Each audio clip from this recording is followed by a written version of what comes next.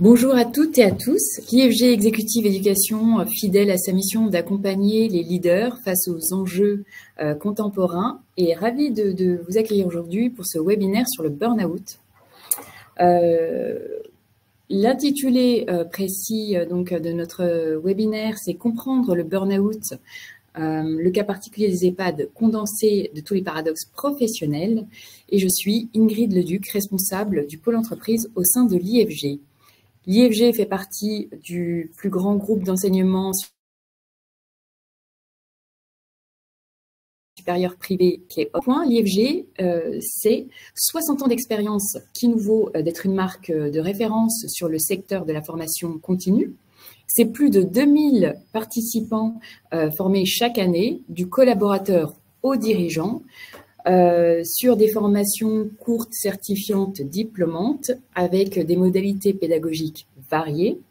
Nous intervenons également sur toutes les thématiques clés des entreprises, pour n'en citer que quelques-unes, le management, les ressources humaines, le développement durable et l'entrepreneuriat. Bien sûr, tout ça en s'appuyant sur un réseau de 280 experts rigoureusement sélectionnés.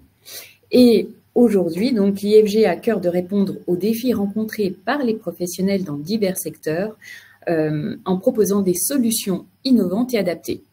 C'est pourquoi nous abordons aujourd'hui le terme du burn-out, qui est devenu un thème crucial depuis plusieurs années, notamment dans le secteur du médico-social.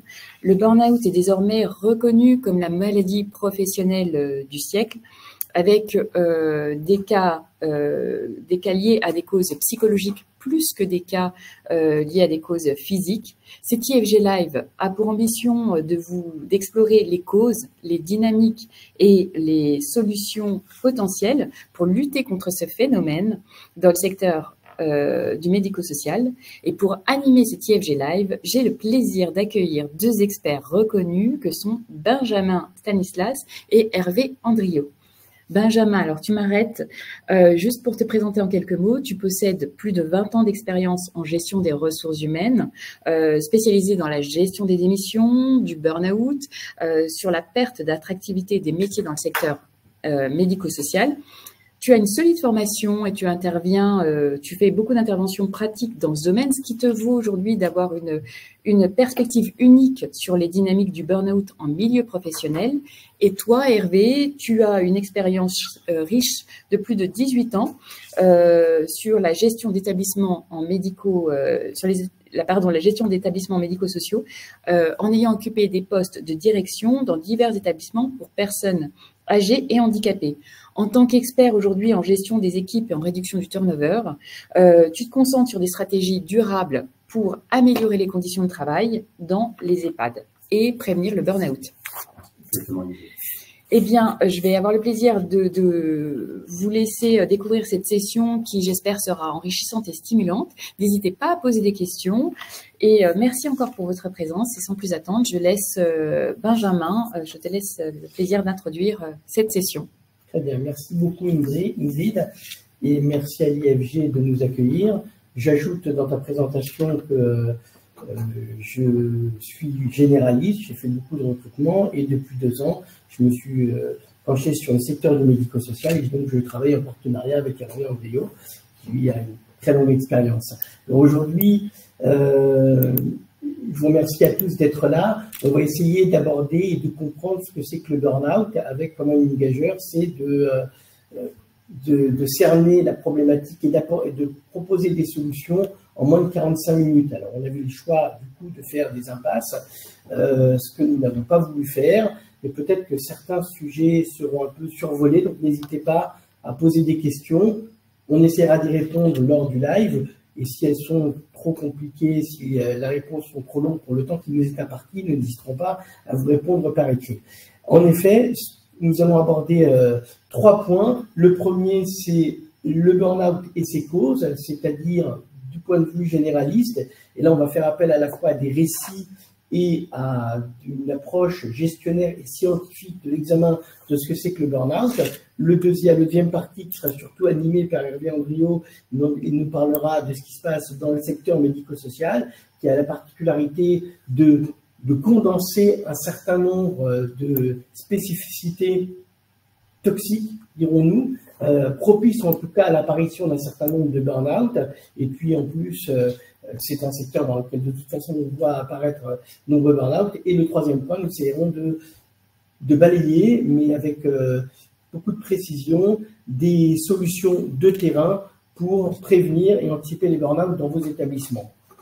Alors, le burn-out et ses causes, déjà un premier point, le burn-out, on le sait, c'est un syndrome, donc un ensemble de symptômes. Pour autant, on parle de maladie, mais très rapidement, la justice l'a reconnu comme maladie professionnelle.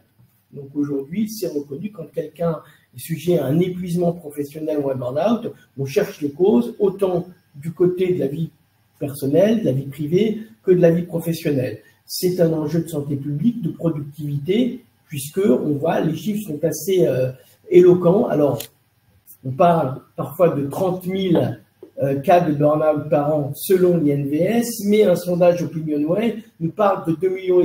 On va revenir sur cet écart énorme entre 30 000 et 2,5 millions. En tout cas, dans tous les cas, retenons un chiffre, le plus important qu'a évoqué Ingrid, c'est que ces 2 dernières années, donc en 2022 et en 2023, le nombre d'arrêts de maladie pour cause psychologique est désormais supérieur au nombre d'arrêts de maladie pour cause physique. C'est-à-dire que c'est un véritable problème à la fois pour les médecins du travail, puisque ce sont des causes complexes, et surtout pour les DRH, puisque appréhender à la fois un burn-out, donc cette maladie qui brise des carrières, qui brise des personnalités et qui les empêche de revenir à la fois sur les carrières et sur leur lieu de travail, sont extrêmement complexes. Mais aujourd'hui, on arrive à anticiper et des gens s'épuisent, si j'ose dire, plus facilement, donc à la suite de signaux avant-coureurs du burn-out, comme on va dans certains récits, des maux de tête à répétition, un épuisement, savent s'arrêter suffisamment tôt, mais ça a quand même un enjeu de productivité, puisque ça fait quand même quelques jours, voire quelques semaines d'arrêt maladie, puis un retour avec des aménagements thérapeutiques qui durent sur plusieurs mois, de 2 à 3 jours par semaine de travail. Donc c'est extrêmement compliqué. Et donc il est important de les prévenir. Alors juste...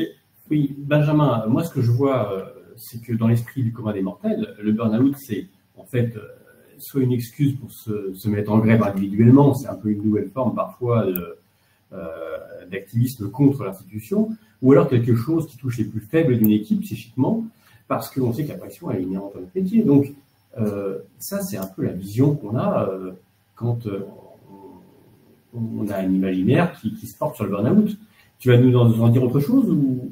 Alors complètement, déjà sur le premier point, quand on dit que c'est une excuse, c'est la preuve qu'on n'arrive pas à cerner la complexité, c'est la preuve de la complexité de cette situation. Et donc, il ne faut pas jeter la pierre à ceux qui pensent que la personne qui a eu un mal de tête aurait quand même pu prendre un Doliprane et venir, parce qu'en fait, elle n'a pas la totalité des éléments pour comprendre ce qui a mené à cet état de parfois de sidération. J'ai l'exemple d'une personne qui avait des maux de tête à répétition, un blocage, qui est allée faire un IRM, et puis pendant l'IRM, elle est un peu claustro, elle a vraiment fait une crise de panique, et puis elle s'est aperçue qu'en fait, entre les deux, entre le moment où elle a quitté chez elle et est allée voir l'IRM, elle avait une perte de mémoire complète. On a diagnostiqué un petit burn-out, en tout cas un énorme épuisement professionnel, et donc elle a été arrêtée quelques semaines, et là, elle reprend en aménagement thérapeutique. Donc là, typiquement, voilà, on pourrait dire de très loin, bon, elle avait mal, elle est un peu claustro, mais dans la réalité, il y a un véritable épuisement professionnel, et de toute façon qui a été à la fin diagnostiqué. Le deuxième point, le plus intéressant, c'est est-ce que ce sont des causes individuelles qui mènent au burn-out, ou est-ce que ce sont des causes organisationnelles et systémiques? On va voir ça au travers de 2 récits. Alors, je vais essayer d'aller rapidement. Je vais voir le premier récit de Corinne Lebars qui, elle, a fait un burn-out et s'est retrouvée, un véritable burn-out avec un arrêt maladie prolongé de plusieurs années, l'interdiction de revenir à son poste et surtout dans son entreprise. Elle a croisé 8 autres personnes, en l'occurrence 8 autres femmes, avec qui elle a beaucoup échangé. Puis après, elles ont décidé d'écrire un livre.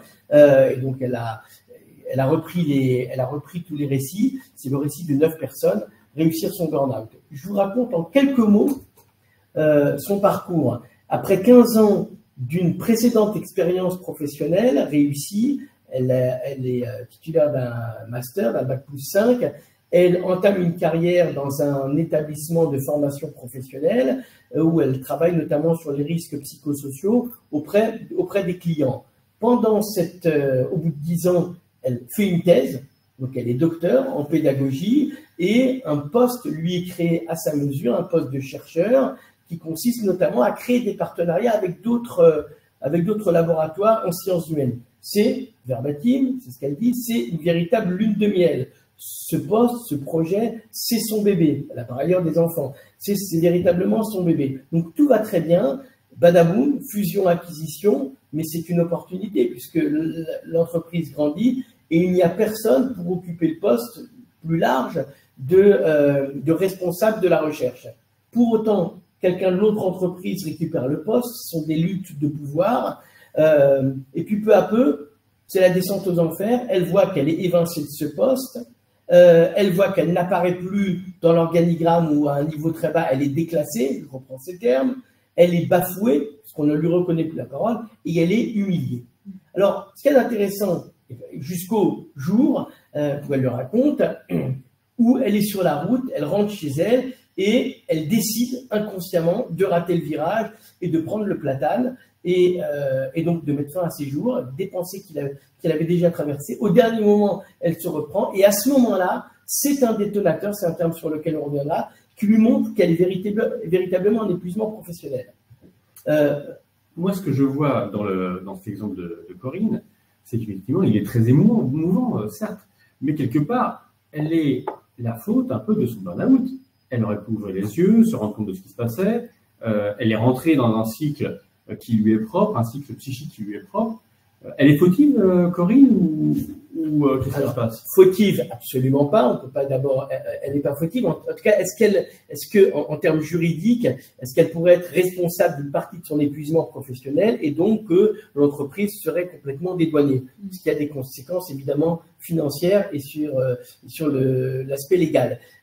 Alors, la question se pose. La question se pose comme ça. Est-ce qu'elle aurait eu de deux façons, est-ce qu'elle aurait une propension à un surinvestissement? Première question. Et qui fait qu'elle se serait surinvestie, parce que la question, c'est que avec son bagage académique, elle aurait très bien pu poser sa démission et aller prendre un emploi. Elle avait une véritable employabilité. Plus de 20 ans de carrière, non. Et deuxièmement, donc, est-ce qu'elle avait des fragilités dans sa vie? Et c'est là où on a besoin de l'éclairage de Laurence Pelletier. C'est le deuxième exemple. Laurence Pelletier, qui a fait une thèse qui s'appelle La fabrique du burn-out. Elle est psychosociologue clinicienne, coach de manager, elle intervient en entreprise, et donc elle intervenait en entreprise, dans une grande entreprise française dont elle était l'employée, et elle s'aperçoit qu'à un poste, une personne est arrivée, elle a occupé ce poste, au bout de 6 mois, elle a fait un burn-out. Deuxième, on change, donc la personne est arrêtée, on place quelqu'un d'autre qui fait avec un profil différent, justement, pour éviter cette propension au surinvestissement, ces fragilités inhérentes à la personne, et la personne fait un burn-out en 4 mois. Puis après, la troisième fait aussi un burn-out en 4 mois. Alors là, c'est vraiment le poste qui est en question. Elle s'en ouvre au directeur, au médecin du travail, qui lui répond, quasiment mot pour mot, moi, ce qui m'étonne, c'est qu'à ce poste et dans cette entreprise, on tienne plus de 6 mois.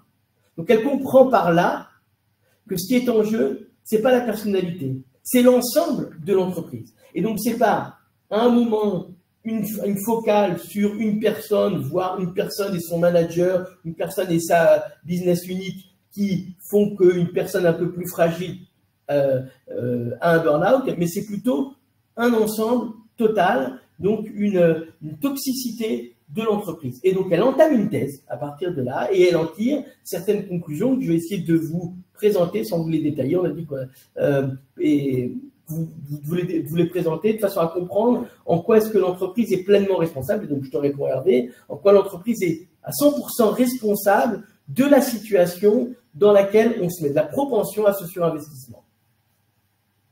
Alors, Du coup, donc c'est ça, les deux. Est-ce que c'est un parcours individuel? Est-ce que ce sont des organisations toxiques? Voyons les deux schémas que nous propose Laurence Pelletier, donc qui a soutenu sa thèse à l'ESCP. Le premier, vous le voyez, c'est l'idée qu'il y a une terreur et une idéalisation. Il est quelque chose de remarqué depuis longtemps, c'est que ce qui paraît dans toutes les recherches sur le burn-out, c'est qu'il y a une idéalisation. Quand il y a une terreur inconsciente très forte, il y a naturellement une idéalisation de la réalité pour ne pas faire face à cette réalité. C'est typiquement le fondement du syndrome de Stockholm, dont la plupart d'entre vous ont entendu parler. C'est que quand quelqu'un est kidnappé pendant longtemps et qu'il est soumis à une énorme terreur, il idéalise son kidnappeur, il idéalise son bourreau de façon à ne pas faire face à la réalité. C'est donc un mécanisme de défense face à la terreur. Donc, ce que tu nous dis, Benjamin, quelque part, c'est que plus on essaye de lutter contre le burn-out par soi-même, et plus on rentre dans un cercle vicieux, en fait. Complètement. Alors, complètement, il y a ce triptyque qu'elle a décrit, terreur, idéalisation et réalité. Donc, plus la terreur est forte, plus on idéalise. Plus on idéalise, plus la terreur devient forte. C'est un cercle vicieux. Un cercle vicieux dont est exclue la réalité.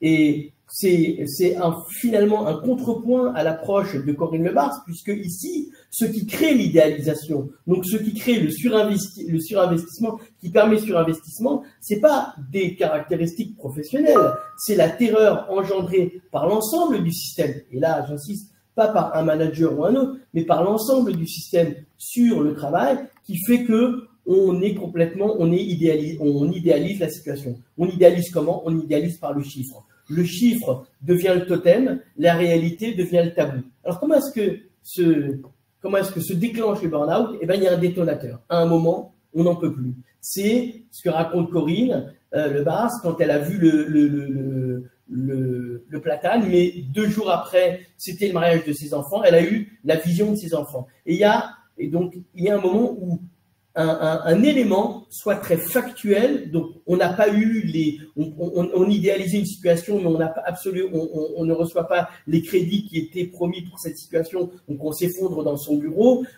ou une autre chose, une promotion. Donc à un moment, la réalité s'impose complètement, je dirais, elle sort de l'inconscient, et donc il y a la terreur terrifie la personne et elle tombe en burn-out, donc à un moment, le corps dit stop.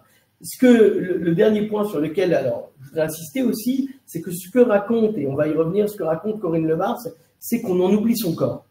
Très concrètement, on saute les pauses pipi, on saute les pauses repas, donc c'est pas qu'on reste un peu plus de temps au travail pour se fatiguer, et on se fatigue, mais c'est véritablement que le corps est complètement laissé de côté. Il y a une violence qu'on s'inflige à soi-même, et qui fait partie de ce mécanisme de terre-idéalisation. Pour montrer un petit peu comment est-ce que cela s'exprime au sein de l'entreprise. Alors là, vous avez un deuxième schéma issu de la thèse de Laurence Pelletier. Je vais juste le survoler. Mais vous voyez qu'il y a plusieurs dimensions sur lesquelles s'exerce cette terreur, cette pression. La dimension individuelle, c'est une injonction. Soit être un super-héros. Tu es un super-héros, sinon tu n'es rien.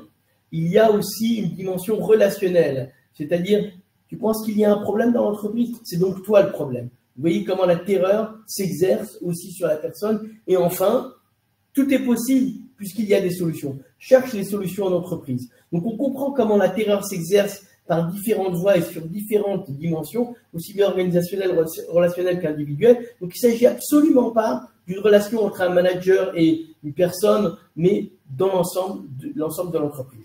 Tu sais, ce qui me fait très peur dans ce que tu dis, Benjamin, c'est que moi, je suis issu de la culture du plan d'action. Et un plan d'action, c'est dire qu'il y a une solution pour tout et qu'on doit la trouver. Donc, en fait, objectiver beaucoup les choses, ça peut générer une forme de risque de burn-out.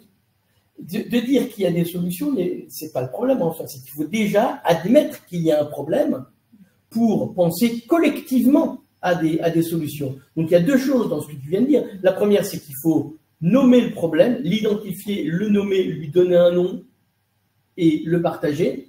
Et deuxièmement, admettre que les solutions, parfois, ne sont pas présentes, mais qu'on peut les trouver collectivement. Et c'est comme ça qu'on évite le burn-out, plutôt que de dire à quelqu'un, bon bah écoute, il y a un problème, bah, je te laisse le trouver, je reviens demain matin, tu seras là. Ouais. Donc voilà un petit peu, j'ai brossé rapidement l'état des recherches, si j'ose dire, sur le burn-out, l'état des recherches générales, et il est important de savoir pourquoi est-ce qu'on le concentre, on le remarque particulièrement dans le secteur du médico-social. Donc je laisse la parole à Hervé Andriot, 20 ans d'expérience de terrain et de management, puisque tu as managé directement jusqu'à 1500 employés, donc gérer plusieurs milliers de lits de résidents. Donc tu as vu passer des situations assez complexes, tu connais très bien le secteur.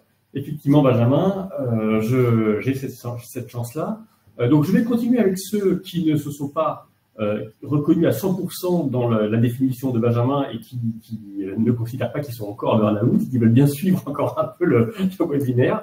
Donc effectivement, pour aborder les cas du médico-social. Le médico-social, en fait, il y a 3 spécificités du secteur. Mais avant tout, je dirais qu'il y a une autre spécificité. Et là, j'en appelle à votre ressenti. Quel est le savoir-être? Quel est le savoir-être un des plus importants dans le médico-social? Vous êtes tous du médico-social quasiment, vous pouvez être dans le sanitaire aussi, ça marche. Quand il y a des personnes au bout et que c'est que de l'humain pour l'humain. Eh bien, c'est l'empathie. Et cette empathie, ça va être le fil conducteur de nos difficultés. Elle est essentielle au métier, mais en même temps, cette empathie, elle va être un facteur de risque de burn-out. Alors, ça, c'est la première spécificité molle, entre guillemets, du secteur. Mais au-delà de ça, structurellement, le secteur, il connaît 3 spécificités. Et la première, c'est qu'il est multipolaire. Et on a des ordres contradictoires qui viennent de partout. On va reprendre ça après. Il y a aussi un développement du travail en silo qui s'est créé. On va voir historiquement la genèse de ce travail en silo. Et même si on lutte maintenant contre ce travail en silo, on reconnaît que c'est difficile d'en arriver à bout parfois. Et on reprendra ça aussi. Enfin, la déshumanisation du travail, c'est de l'humain pour l'humain. Donc quand on perd cet humain, on ne sait plus qui on est et où on va. Et là, c'est un risque important pour le burn-out.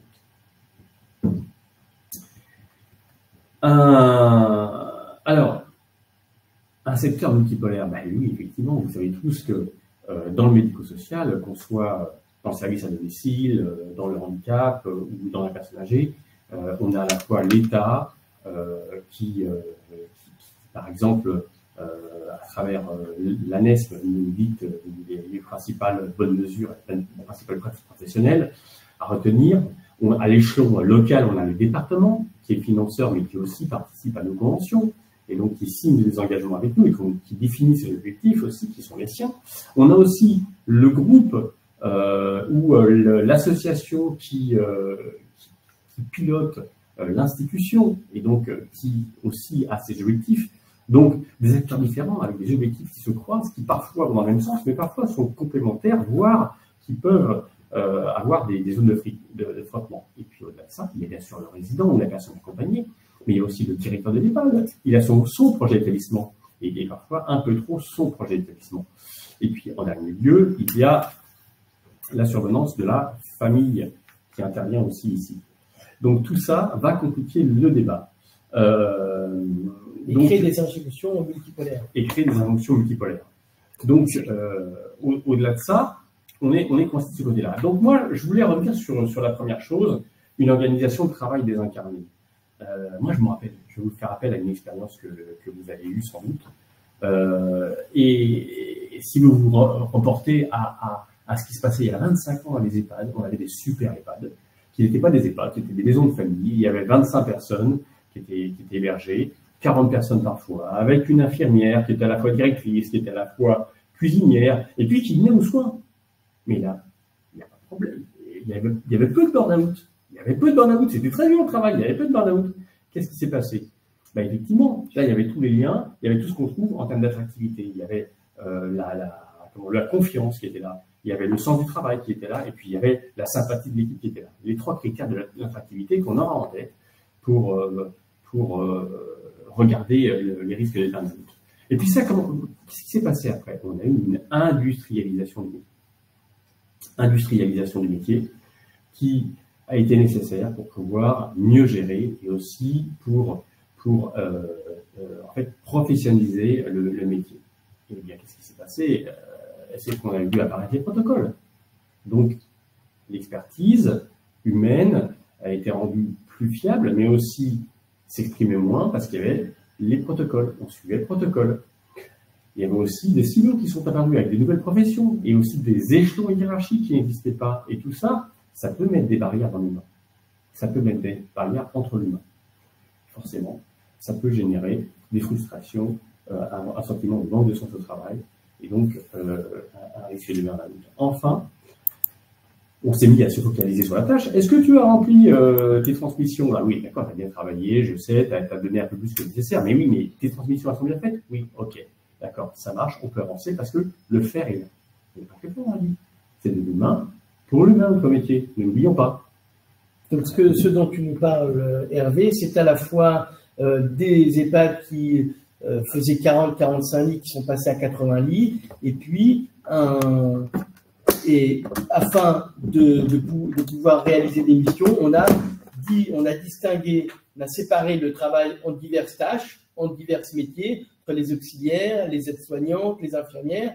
On revient et on n'a plus collaboré, on a essayé de coordonner à peu près les efforts des uns des autres en se focalisant sur les tâches. On revient sur l'idée du chiffre, c'est-à-dire à la fois, non pas du chiffre financier, mais du chiffre en tant de combien tu as fait de toilettage, combien tu as fait de pansement, en combien de temps tu l'as fait, de façon à laisser Exactement. Oui, exactement. On est sur quelque chose qui est une déshumanisation du travail. Donc, si on reprend ces trois critères, à la fois le secteur multipolaire qui se déploie, le développement du travail en silo et qu'on rajoute la déshumanisation du travail, qu'est-ce qui se passe? Eh bien, on en arrive à avoir des risques de violence professionnelle sous différentes formes. Et moi, à ce titre-là, je voulais évoquer avec vous d'abord la première de ces violences professionnelles, la violence contre le résident, la maltraitance. Moi, j'ai un exemple à partager avec vous qui est flagrant et que j'ai vécu dans un dernier établissement il y a 8 mois. Je suis intervenu rétroactivement, mais voilà la scène. La scène que vous voyez sur une vidéo bien sûr qui a été tournée off. Vous voyez une personne rentrer dans la chambre d'un résident. Le résident est un résident qui est opposant, qui est sur une chaise, qui lève un peu la main, c'est tout, pas plus. Et la personne, elle est avec d'autres salariés autour d'elle qui ne bougent pas, qui regardent la scène se dérouler. Il y a deux autres salariés. Qu'est-ce qu'on voit? Cette personne, elle se met à frapper au moment du soin parce que la personne est dans l'opposition. Donc, elle se met à crier, à injurer la personne et elle en vient à frapper la personne. Mais qu'est-ce qui s'est passé? Oui, alors vous allez me dire, cette personne, bon, elle est maltraitante et point barre. Si on fait une analyse des causes, première chose, intervention de la famille, donc une cause extérieure, qui dit quoi? Tenez ferme mon proche si vous voulez en obtenir quelque chose. Deuxièmement, intervention des protocoles, du process, qui dit absolument il faut réussir à avoir au moins une toilette dans la semaine. Et oui. Troisième chose, l'institution, qui ne met pas un cadre clair sur la bientraitance et sur la maltraitance. Une fois, je transige, une fois, je sanctionne. Ça dépend qui fait et comment ça se passe. Donc là, on voit qu'il y a des injonctions contradictoires qui viennent sur la personne. Donc, les choses sont moins claires et plus systémiques qu'on le pense. Ce que tu nous décris ici, si j'essaie de faire le lien, je fais le lien avec la première partie, c'est que finalement, cette personne qui a maltraité, et puis tu me l'as dit off, c'était la première maltraitance, puisqu'elle était plutôt bien traitante, elle s'est trouvée face à un certain nombre d'injonctions contradictoires, à la fois de la famille, elle n'a pas le soutien de sa direction, elle est obligée de respecter des protocoles. Allons plus loin. Si elle ne lui fait pas la toilette, elle va aussi être accusée de maltraitante passive, puisque la personne, si elle n'est pas lavée, elle peut avoir des escarres, etc. En tout cas, ne pas respecter, ne pas avoir été bien traité selon les normes. Donc, face à cette tyrannie, cette terreur, finalement, le seul mécanisme d'adaptation, c'est la maltraitance, c'est la violence. Une violence que, dans ce cas-là, elle a retourné contre la résidente. Mais il y a aussi, vous voulez nous parler d'autres types de violences. Exactement. Pour conclure sur ce premier point, cette personne-là, il faut savoir qu'un mois après, elle a été en burn-out. Donc on a vraiment tout le cycle qui s'est produit. Enfin, ça c'est une violence, on parle d'une violence là contre le résident. Mais la violence aussi, comme tu le dis, Benjamin, elle peut être contre l'institution et le secteur. Moi je vois un cas de violence qui se développe de plus en plus, c'est l'absentéisme. L'absentéisme, c'est une violence contre l'institution, c'est une forme de grève individuelle. Au moment où on se demande si on va venir ou pas, on a des difficultés avec notre enfant, la situation n'est pas claire, on a mal dormi, c'était compliqué, ben on ne vient pas. On ne vient pas, on va générer éventuellement de la maltraitance sur l'établissement parce qu'on ne vient pas. Et ça, c'est une violence qui peut être générée par une souffrance qui pourrait amener au burn-out. Là, je pars de mon expérience dans le recrutement et dans les RH généralistes. Effectivement, on parle de loyauté vis-à-vis de l'entreprise. Donc, à un moment, quand quelqu'un quitte son poste, c'est-à-dire démissionne assez subitement au milieu d'une mission, c'est aussi une forme de violence ou de déloyauté vis-à-vis de l'entreprise. De la même façon, l'absentéisme, alors il faut le préciser pour ceux qui ne sont pas du secteur, l'absentéisme d'une aide-soignante ou d'une infirmière, c'est envoyer un SMS 45 minutes avant d'arriver et de dire qu'elle ne sera pas là, étant entendu deux choses. D'abord que l'établissement est forcé d'avoir un certain nombre de personnel pour répondre aux attentes des résidents. Ça, c'est légal, c'est normé. Et deuxièmement, que ça déstabilise l'équipe. Donc, il y a aussi une violence vis-à-vis de l'équipe, une défiance vis-à-vis de l'équipe, parce que ce sont des hypocrites, des menteuses. Ça, on le verra, on a fait remplir des questionnaires. Donc, ce qui apparaît comme quelque chose qui relève du manque d'attractivité du métier, tu l'interprètes ici comme un mécanisme de violence, une violence qui est un mécanisme d'adaptation à la tyrannie à niveau de la complexité du secteur et de la déshumanisation. Exactement, Benjamin. Et alors, pour revenir au burn-out. Effectivement, parce que si cette violence, elle ne s'instrumentalise pas contre le résident, si elle ne s'instrumentalise pas contre l'institution, elle peut s'instrumentaliser contre soi-même. Et là, on en vient vraiment au burn-out, avec les arrêts qui vont avec, et avec ce que tu nous as décrit dans la première partie. En fait, la solitude du directeur aussi, elle est vraiment une violence contre soi-même. Et elle est un peu un cri d'alerte. Nous, on l'a vu parce qu'avec toi, Benjamin, nous avons fait notamment un sondage auprès de 150 directeurs en leur proposant 15 critères qui étaient les raisons pour lesquelles ils risquaient de quitter le métier ou ils avaient quitté le métier.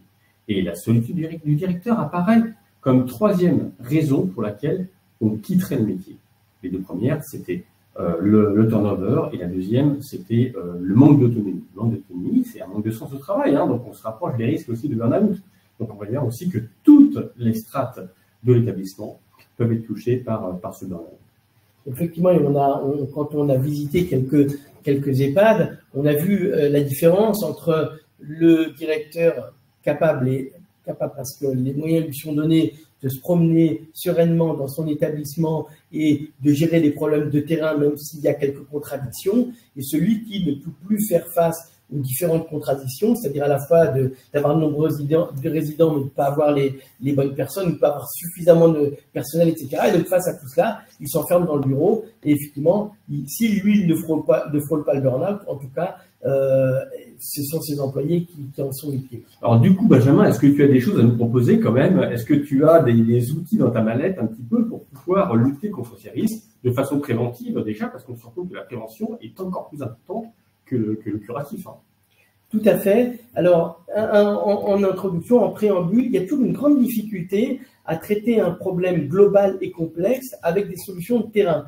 Parce qu'effectivement, dans le conseil, on a toujours une analyse, et nous, Hervé et moi, et puis moi depuis longtemps, je travaille avec la recherche, comme je vous l'ai montré avec mon étudiant, ce qu'a fait Laurence Pelletier et Corinne Lebars et d'autres. Donc, on a une analyse qui est extrêmement complexe et il est difficile d'en déduire des actions. Si on est sur des actions très globales, alors on s'y perd. Effectivement, si on reprend l'idée du secteur multipolaire, alors il faudrait attendre que l'ARS et le département soient moins contradictoires. Ça, c'est pas possible. Il faudrait espérer que les EHPAD soient réduits de 80 lits à 45 lits. Or, ça, c'est financièrement impossible aujourd'hui. Donc, il ne s'agit pas de dire c'est de la faute à l'agrandissement des EHPAD, on va attendre qu'ils rétrécissent, on va attendre qu'il y ait moins de pression financière sur les sur les groupes et qu'il faille pas viser absolument 90-92% de taux d'occupation. Non, il faut, avec toutes ces contraintes-là, trouver des actions de terrain. Et c'est ce que nous nous sommes employés à faire, à la fois en analysant et à la fois en revenant au terrain par certains sondages. Donc je vais essayer d'aller rapidement parce que le temps est compté et que je voudrais laisser la possibilité de poser des questions. Donc, 3 actions de management. La première, nommer les choses. Ça a l'air simple, mais on a déjà vu, on en a parlé, quand on ne précise pas quels sont les problèmes, quand on ne dit pas que les maux de tête existent, les maux de nuque existent, les torticolis, ou quand on ne dit pas qu'à un moment les gens sont épuisés de venir au travail, alors on oublie de le dire. Si on ne donne pas le mot, on oublie de le dire. Et c'est d'autant plus flagrant dans les EHPAD puisque les personnes, les aides-soignantes qui sont confrontées à des drames de la vie, c'est-à-dire des dégénérescences neurologiques qui durent extrêmement longtemps, donc des gens qui s'en vont lentement et qui perdent peu à peu leur dignité, le désarroi des familles en face. Qu'est-ce que peut faire une aide-soignante? Dire qu'elle a mal au cou, qu'elle a mal à la tête, donc elle ne le dit pas. Oui, Benjamin, mais là, je te suis. Tu te rends compte que chez nous, on a une empathie qui nous envahit. Et donc, en fait, on pense qu'à l'autre. On ne va pas commencer à parler de nos petits problèmes alors qu'on est face à la mort. Hein.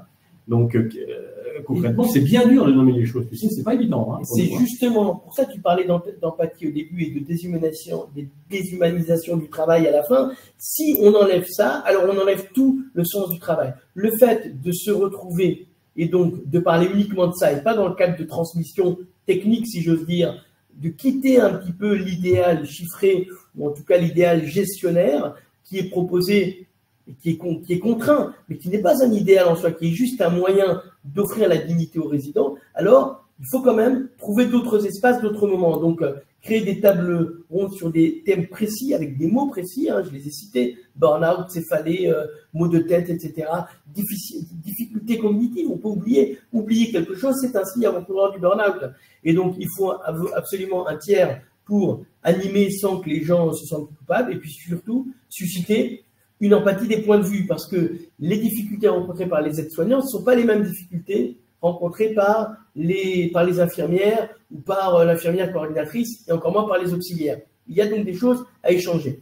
Alors, tu sais que chez nous, on a quand même l'analyse des pratiques professionnelles qui se développe de plus en plus, qui répond à certaines choses, parce que ça permet aux gens de s'exprimer. Néanmoins, je ne suis pas sûr que ça puisse répondre concrètement aux problématiques et à la prévention nécessaire pour le burn-out. Qu'est-ce que tu en penses, Bernard? C'est intéressant, les analyses de pratiques professionnelles, mais à ma connaissance, en général, d'une part, elles se réalisent en tête-à-tête avec la personne, et quand bien même elles se réalisent en groupe, c'est le professionnel qui donne le thème, qui annonce le thème. Or, là, c'est complètement différent. On a des réunions de groupe destinées plutôt sur les versants psychosociologiques et pas psychologiques. On a des réunions de groupe destinées à nommer les choses et à faire émerger les solutions et à commencer à générer des points de vue, des empathies de points de vue. Ce qui nous amène au deuxième point, c'est casser les silos. Tu as dit qu'il fallait que les silos empêcher les silos donc du travail des aides-soignantes, du travail des infirmières, empêcher un petit peu de collaborer. Donc il faut créer des communautés de sens en se parlant. Donc, déjà, trouver les mêmes mots. Il faut créer un glissement positif de tâches. On parle, là, il est un petit peu court pour qu'on parle de glissement des tâches, mais c'est quelque chose qui permet à certaines personnes qui n'en ont pas les autorisations de réaliser certaines tâches, comme on le trouve dans le sanitaire, sur les infirmières en pratiques avancées. Donc, il y a un moment, un espace un petit peu intermédiaire qui permet que certaines personnes non agrémentées puissent réaliser une partie des tâches qui sont dévolues à un autre silo, mais sous la surveillance d'une troisième personne. C'est pas tant d'accélérer, on n'est pas pour des gains de productivité, mais pour des gains de compréhension et de retrouver le sens du travail. C'est quand on ne reste pas focalisé sur la tâche, mais du coup, on porte un regard sur l'ensemble de la mission, alors on prévient, alors on sert l'ensemble de la mission et de la résidence, on prévient la solitude du directeur qui, enfin, peut aller sur le terrain et vérifier que les choses se réalisent conformément à une mission, conformément à un projet d'établissement et pas seulement conformément au respect de certaines tâches sur lesquelles on se focalise. Et puis on peut parler de l'innovation RH, là c'est un autre sujet, mais au travers de l'article 51. Effectivement, je vous invite à regarder ce que fait Initiative 51 pour ceux qui ne l'ont pas encore fait. Ça n'a rien à voir avec l'expertise, ça a à voir avec le PLFSS de 2018 dans son article 51 qui permet de faire de l'innovation. Ce sont des infirmières qui se sont mis ensemble pour travailler différemment, en rompant les silos et avec des gains à tous les niveaux, financiers, humainement, dans la qualité de travail. Mais puisque c'est l'article 51, c'est dans le cadre légal et sous la surveillance ou le contrôle ou l'autorisation de l'ARS. Donc là, c'est à ce moment-là qu'on commence déjà, on disait qu'on n'allait pas aller jusqu'à l'ARS, mais vous voyez, là on casse un peu le silo, c'est-à-dire que du terrain, on a une innovation RH qui émerge, mais plutôt que de faire émerger seulement au niveau de l'établissement, on demande à l'ARS de s'impliquer, de donner une autorisation, au moins qu'elle ait un droit de regard. C'est comme ça qu'on casse les silos, parfois très pratiquement avec le glissement des tâches, parfois de façon un peu plus légale et symbolique, en impliquant des institutions. Le dernier point, on parle énormément de l'attractivité des métiers, de la valorisation du travail. Soyons très concrets là-dessus et ne restons pas focalisés uniquement sur les salaires qui sont un problème, qui ont pourtant été augmentés, mais il ne faut pas se focaliser sur le chiffre. On a vu que c'est un problème que de ramener la réalité au seul chiffre. Pour nous, le seul indicateur véritable de l'attractivité et de la satisfaction au travail, c'est l'employé Net Promoter Score, c'est-à-dire la propension d'un employé à recommander son établissement pour un proche qui voudrait y travailler. Ça, c'est extrêmement important. Si les gens recommandent l'établissement, alors c'est qu'ils sont satisfaits au travail, alors c'est qu'ils sont engagés au travail. Ça, c'est un indicateur. Mais de n'utiliser que cet indicateur nous empêche de savoir quelle corrélation il y a avec leurs pratiques quotidiennes. Dit autrement, c'est qu'est-ce qui fait, quelle pratique quotidienne digne, significative, qui a du sens, permet de faire ressentir une certaine satisfaction au travail et de proposer un véritable engagement au travail. C'est pour ça que nous avons développé un outil, Hervé et moi, et que nous proposons en même temps nous avons développé dans certains EHPAD, et que nous déployons avec l'IFG. Très schématiquement, c'est un questionnaire qui est en deux parties. D'une part, il y a des vignettes, comme vous voyez, qui décrivent des situations. Ce qui est proposé aux aides-soignantes ou aux infirmières individuellement, ce sont les bulles vides, et l'infirmière ou l'aide-soignante remplit la totalité des bulles. De cette façon-là, elle ne dit pas ce qu'elle fait, mais elle dit à la fois ce qu'elle fait, ce qu'elle aimerait faire, et ce qu'elle pense que ressent le résident seul quand il s'agit d'un toilettage, ou le résident et la famille lorsqu'il s'agit de réunion de famille. De cette façon-là, on a un 360 degrés de l'intimité de la relation et du ressenti de cette relation qu'a les soignantes avec les résidents au sein de l'institution. Et l'anonymat de ces écritures permet de se lâcher, en fait. Complètement, et on l'a vu, bon là on ne peut pas grossir, mais on a des résultats assez surprenants. Ensuite, dans le même questionnaire, on pose cette fameuse question d'employé Net Promoter Score, donc cette recommandation, est-ce que vous recommanderiez à personne de travailler dans l'établissement? Vous voyez l'échelle qui est de 1 à 10, et donc là, la personne coche, si elle est dans 9-10, c'est un promoteur, si elle est de 1 à 6, c'est un détracteur. Et plutôt que d'avoir uniquement la justification consciente, explicite, de fait qu'elle soit détracteur, ou promoteur, on le corrèle avec ce qui se passe dans les pratiques. Et de cette façon, on a pu voir quelle corrélation possible il y avait entre les pratiques réelles, et pas seulement les pratiques prescrites par l'institution et par le groupe, par la direction, mais les pratiques réelles telles qu'elles sont réalisées, telles qu'elles sont vécues, et comment elles influent, comment elles impactent l'engagement au travail. Et typiquement, je donne un exemple, on a cru, à un moment, sur un EHPAD, les gens qui ne voulaient pas recommander l'EHPAD mettaient en cause plutôt les employés, la mauvaise ambiance des équipes, etc. Mais on s'était aperçu par corrélation que toutes les personnes qui avaient toutes les personnes qui se sont senties mal évaluées ou juste évaluées par la famille, non pas dans une relation saine de collaboration, mais senties évaluées, ces personnes-là ne voulaient absolument pas recommander l'établissement et donc n'étaient pas engagées au travail. Donc on travaille à la fois sur les équipes, mais aussi sur leur façon d'appréhender la relation avec la famille. Ça nous permet vraiment d'agir. Alors évidemment, ces bandes dessinées, elles nous permettent d'aller au cœur du travail et d'être dans l'intimité. Et prendre en compte l'intimité en tant qu'institution, l'intimité du travail, c'est aussi permettre de redonner du sens en reconnaissant le sens donné par chacun à son travail. Tout à fait. Alors voilà, on en a fini de notre présentation. J'ai essayé de tenir 45 minutes. Nous avons essayé de tenir 45 minutes de façon à vous laisser la possibilité de poser des questions. Et avant tout, toutefois, si ce live vous a intéressé, à la fois sur la gestion du burn-out dans le médico-social, mais à la fois sur le management du care global dans le médico-social, ce que propose l'IFG. Oui, alors merci Benjamin, merci Hervé. Alors je répète aussi, j'en profite, n'hésitez pas à poser des questions parce que ça nous permettra aussi de rebondir et d'affiner en fait ce qu'on souhaite vous proposer par la suite. L'idée est, pour aller plus loin que cet IFG Live, c'est de vous proposer une formation qu'on appelle Masterclass, qui est sur un format d'une demi-journée, qu'on proposera vraisemblablement plutôt en octobre, qui précisément touchera plutôt la partie management du care, avec les approches qu'on a commencé à préciter lors de ce IFG Live pour voilà, vous aider, vous accompagner et à venir. D'ailleurs, Benjamin et Hervé se proposeront aussi de vous accompagner sur des domaines qui vous sont peut-être propres ou sur mesure. Donc voilà, n'hésitez pas à contacter l'IFG pour qu'on puisse vous mettre en relation.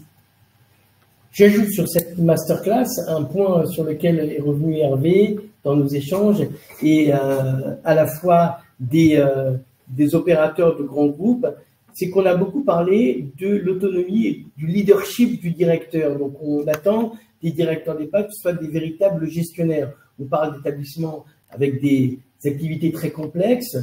On ne parle pas du déficit des établissements, il est énorme.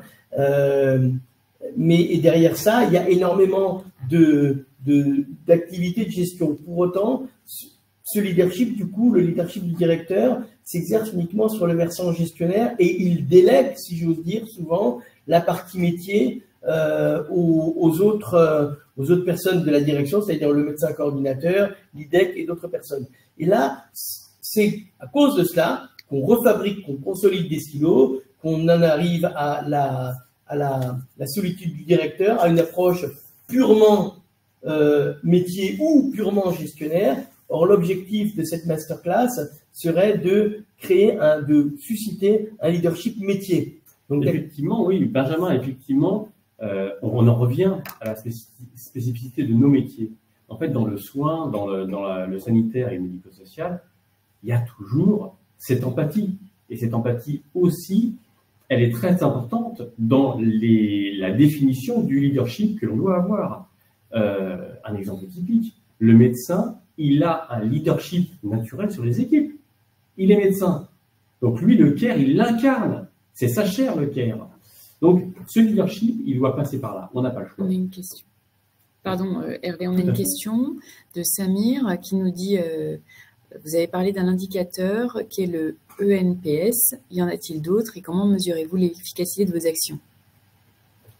Alors, comment on mesure l'efficacité des actions? Alors, y en a-t-il d'autres? C'est un indicateur très simple et qui est partagé dans le monde entier puisque cet indicateur vient du monde marketing. Alors, l'intérêt, c'est qu'il a été moult fois testé. Donc, cette échelle, au début, le NPS, Net Promoter Score, consistait à demander aux gens s'ils recommanderaient le produit. Et comme ça, on savait si les gens étaient satisfaits du produit. Après, ça a été élargi à l'employé. Donc, premièrement, cet indicateur est extrêmement fiable, extrêmement facile à mettre en œuvre. Comment est-ce qu'on le mesure? Eh bien, c'est facile. On fait à l'entrée de notre intervention, on mesure la satisfaction au travail de l'ensemble des employés. On met en place des actions et au bout de 6 mois, ça dépend un petit peu de la la situation complexe ou pas de l'établissement. Au bout de 6 mois d'action corrective sur un certain nombre d'enjeux managériaux et du care, du management du care, on refait ce même test et on voit si on obtient des meilleurs scores de satisfaction et d'engagement au travail. Oui, Samir. Effectivement, cet indicateur est très important. Maintenant, il faut comprendre que notre monde, il est un petit peu archaïque. Hein. Dans le médico-social, le management, il est encore un peu balbutiant, ou plutôt, il est fondé sur des fonctionnements qui ne sont pas très modernes. Si on veut s'inspirer de ce qui se fait autre part, on va en arriver un jour ou l'autre à s'évaluer en tant que personne dans le médico-social.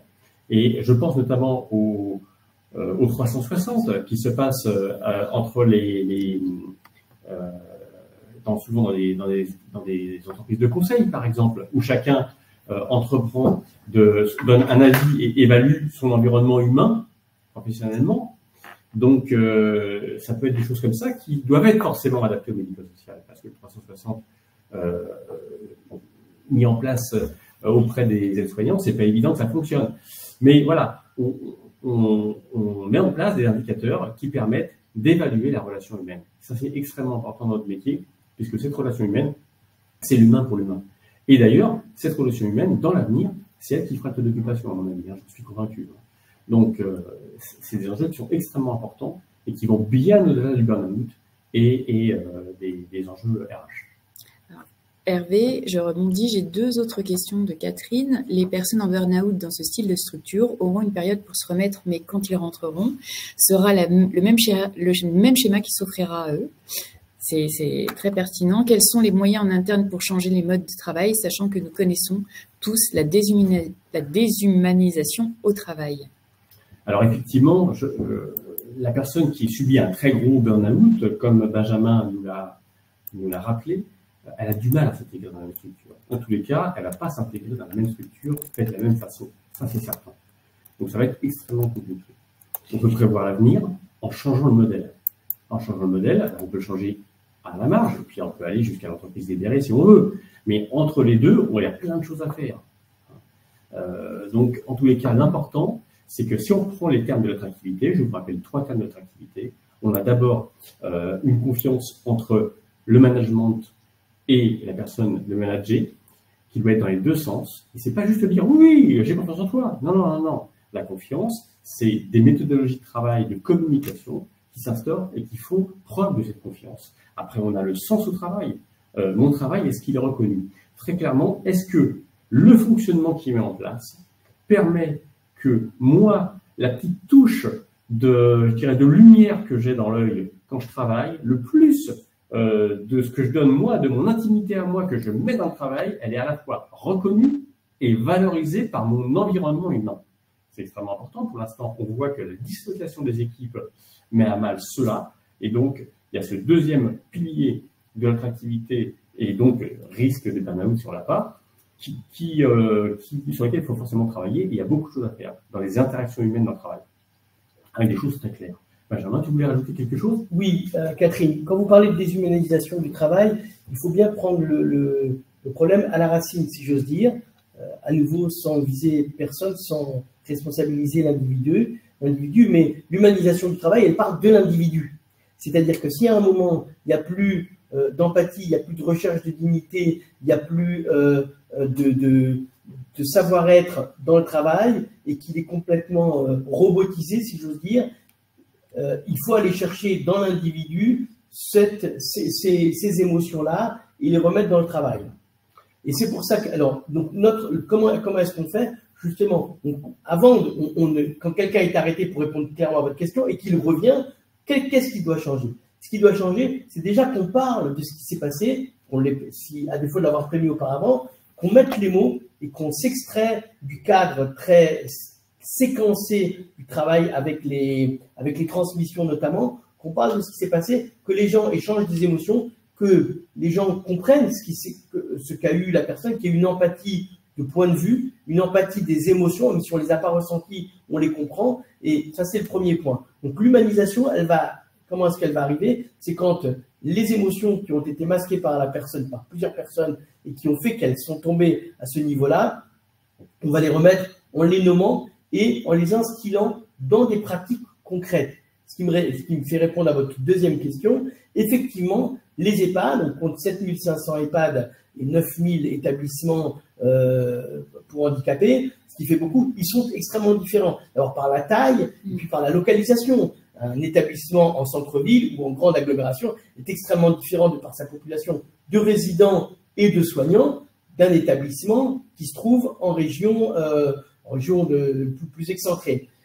Là, notre travail consiste déjà à savoir, à comprendre les différences et à intervenir selon ces différences. Il y a des différences culturelles, disons-le, entre les personnes, entre les types entre les employés. Il y a des différences culturelles entre les résidents. Il y a aussi un historique parfois, un fort ancrage local, ou alors l'inverse, absolument aucun ancrage local dans des grandes agglomérations. Tout cela, ce sont des choses sur lesquelles on agit. Alors comment on agit? Aussi, d'abord en observant, et puis surtout grâce à ce questionnaire qui nous permet d'aller observer le terrain. C'est ce que je disais au début. C'est facile d'avoir c'est pas facile, mais avoir une analyse macro, c'est extrêmement important. Ça nous permet de faire de la recherche, mais après, l'action, ça doit être une action de terrain. C'est pour ça que, au travers du prisme de l'analyse, des outils d'analyse qu'on a, d'abord, on repart sur le terrain, on étudie le terrain grâce à ce questionnaire et grâce à de l'observation, et en fonction de ça, on met en place des actions concrètes. En fait, Valérie, selon la souffrance des équipes,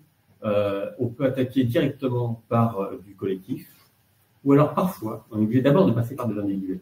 Donc en fait, d'avoir une parole individuelle qui est recueillie pour pouvoir, avant de passer au collectif. Ça, c'est la méthode que l'on emploie avec Benjamin, pour pouvoir réussir à faire avancer les choses. De toute façon, si on ne parle pas, la personne, elle va revenir et elle sera considérée comme malade. Hein, et en plus fautive, parce qu'on va considérer qu'elle a été fautive dans le fait d'être en burn-out, et elle était faible, bon d'accord, ok, faut bosser avec elle, comment on fait, comment on s'y prend. Donc ça ne va pas du tout. Donc je pense que la conscience du burn-out par l'institution et ses membres, c'est une nécessité absolue si on veut donner une chance et remettre les pieds à l'étrier à ces personnes. J'espère avoir répondu à votre question, Catherine. C'est Valérie ou Catherine, je sais plus. C'est Catherine. Catherine. Est-ce qu'il y a d'autres questions? Alors, Catherine est en train d'écrire un mot sur le chat, je pense.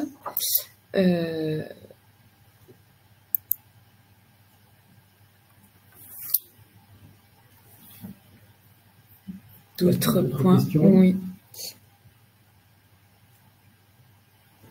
Donc, peut-être en attendant le mot de Catherine. Ça y est. Alors, Catherine nous indique, oui, en effet, c'est un travail titanesque, c'est un secteur d'activité compliqué. Ben, ça, vous le savez plus que personne. J'ai l'expérience de ma sœur trisomique qui a développé la maladie d'Alzheimer. Je respecte le personnel qui s'occupe d'elle en EHPAD et pour tous ceux qui travaillent, mais c'est souvent un manque de moyens et un salaire qui motiverait peut-être plus. La reconnaissance est importante également. On ne peut que compatir et être d'accord avec Catherine. Ouais, merci Catherine pour votre témoignage. Effectivement, les moyens, ils sont pas là si on prend ce qu'on voudrait faire au mieux. Et on va devoir, il faut savoir qu'en France, le médico-social, grosso modo, c'est 40 milliards. Je ne me trompe pas. Oui, c'est la CNSA.